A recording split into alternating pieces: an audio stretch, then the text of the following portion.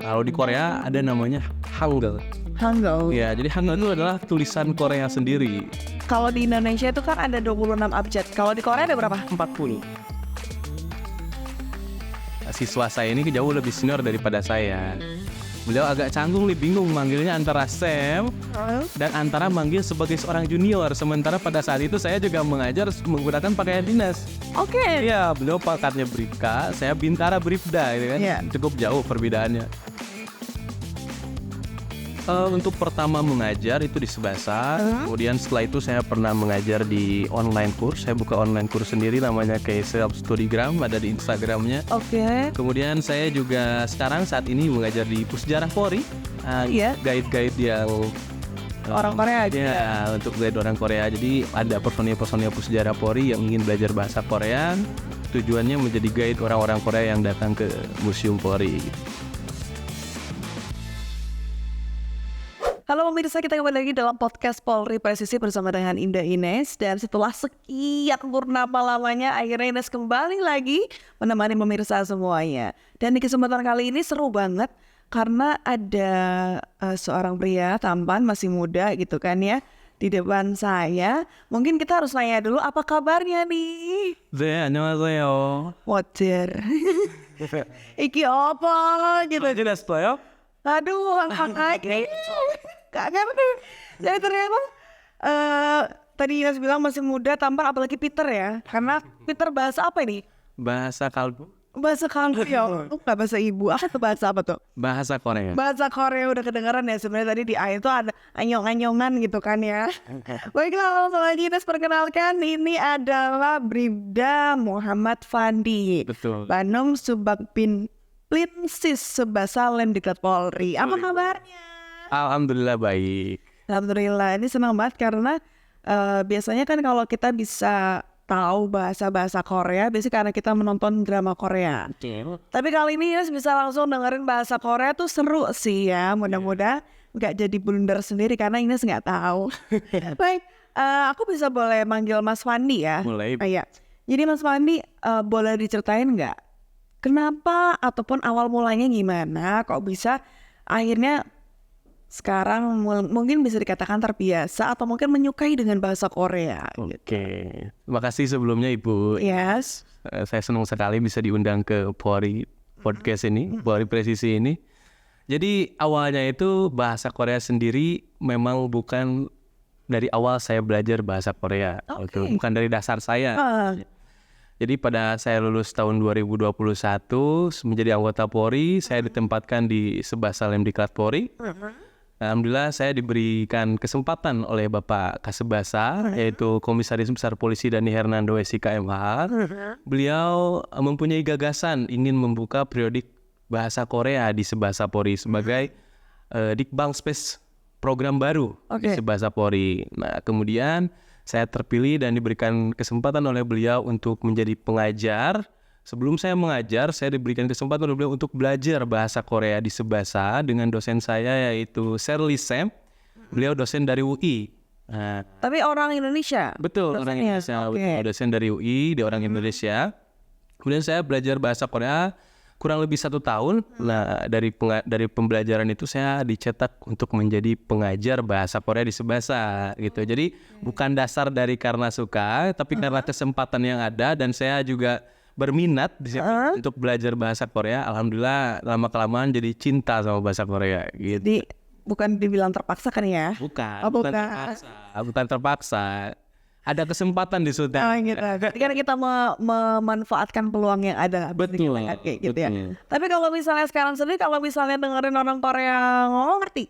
Ngerti. Cuman kan ada bahasa Korea itu ada yang bahasa formal, informal, itu tergantung konteks dan situasi. Oke.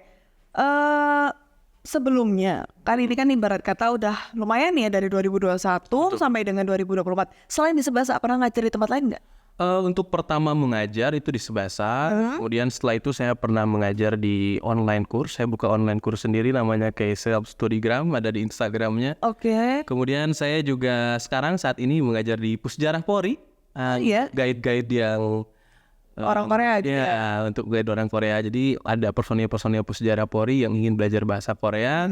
tujuannya menjadi guide orang-orang Korea yang datang ke Museum Polri gitu. Tapi pada saat pertama kali mempelajari bahasa Korea itu ada kesulitan nggak sih? Mempelajari bahasa Korea tentu ada kesulitan dan tantangan sendiri ya. Karena kan mungkin itu bahasa yang baru, bukan bahasa ibu seperti bahasa Indonesia atau bahasa yang umum yang kita pelajari di sekolah, bahasa Inggris dan lain sebagainya. Ini kan bahasa Korea tentunya bahasa yang baru dan kita harus belajar dari segi huruf dulu. Huruf? Iya, huruf. Iya, katanya kan emang ada harus ini nih. Betul. Nah, prosesnya gimana tuh diceritain? Jadi kita belajar huruf dulu, kalau bahasa asing itu khususnya Asia Timur gitu. Iya. Korea, Jepang, Mandarin pasti kita belajarnya huruf dulu. Kalau di Korea ada namanya Hangul. Hangul. Ya, jadi Hangul itu adalah tulisan Korea sendiri. Kalau di Indonesia itu kan ada 26 abjad. Kalau di Korea ada berapa? 40. Ada masuk belum, Set? Tadi, terus. Terdiri dari huruf vokal dan konsonan, 40 totalnya. Oke. Ya. Terus. Terus ya, saya juga pernah mengajar di LPK Korea ya untuk persiapan orang-orang Indonesia yang mau berangkat bekerja. Dari sana. Program G2G, pemerintah antar pemerintah. Ya setelah itu ya saya bisa seperti ini ya alhamdulillah karena sebahasa. Wih. Gitu Ibu. Berarti udah 3 tahun ngajar, kemudian banyak banget pengalamannya tadi ya, udah ngajar di LPK dan lain sebagainya. Nah, kalau misalnya tadi kan kesulitan dalam mempelajari.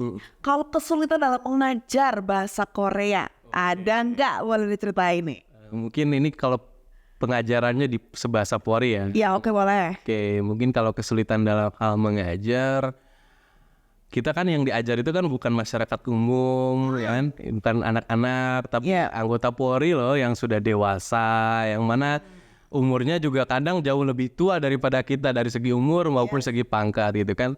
Tapi alhamdulillah secara keseluruhan mereka sangat respect, mereka bisa menempatkan profesionalisme yang mana sebagai tenaga pendidik, yang mana mereka sebagai peserta didik gitu. Kalau kesulitannya mungkin di awal-awal sih ya, awal-awal mengajar itu kan agak grogi dikit gitu, tapi ya alhamdulillah hanya pas perkenalan aja kesannya mengalir aja. Oke. Ya. Tapi kalau misalnya mungkin ada kan pada saat proses belajar mengajar, tiba-tiba ketemu sama yang mungkin tadi Anda bilang ada yang lebih tua, kemudian mungkin pangkatnya lebih tinggi. Ada cerita nggak sih yang mungkin pengen diceritain sama pemirsa semuanya yang mungkin entah lucu pada saat itu, boleh diceritain kok? Ada sih, jadi waktu itu saya kan sebagai pengajar, yang mana pengajar bahasa Korea ini biasa dipanggil Sam. Sam. Sam itu artinya ya seperti guru lah ya, Sam. Ya. Kita bilang misalnya nama saya Pandi, berarti saya dipanggil Pandi Sam. Nah kebetulan waktu itu beliau siswa saya ini jauh lebih senior daripada saya. Beliau agak canggung nih, bingung manggilnya antara Sam dan antara manggil sebagai seorang junior. Sementara pada saat itu saya juga mengajar menggunakan pakaian dinas. Oke. Iya, beliau pangkatnya Bribka, saya Bintara Bribda gitu kan. Cukup jauh perbedaannya. Tapi ya beliau tuh justru lucunya gini. Maaf ya Sam, saya tadi bilangnya langsung nama, saya jadi gak enak. Gak apa-apa, saya bilang lagi gak apa-apa. Ya, mungkin awalan belum terbiasa karena bahasa baru. Karena kalau di bahasa Korea kita dibiasakan memanggil teman dengan akhiran si, misalkan Inesi, guru biasa Pandi Sam dan lain sebagainya. Jadi kita membiasakan itu, mungkin di awal dia belum terbiasa, jadi dia panggil nama karena lihat pangkat saya gitu. Tapi ya abis dari itu mereka jujur saja respect sekali sama saya, sama semua tenaga pendidik di Sebasa. Jadi mungkin itu kisah lucunya Ibu. Oke, mungkin kita akan kulik lebih lanjut lagi karena kan saya penasaran nih kalau misalnya di Sebasa itu belajar Korea itu berapa lama sih nanti yang dijawabnya ya. Kita akan kembali lagi pemirsa di segmen berikutnya.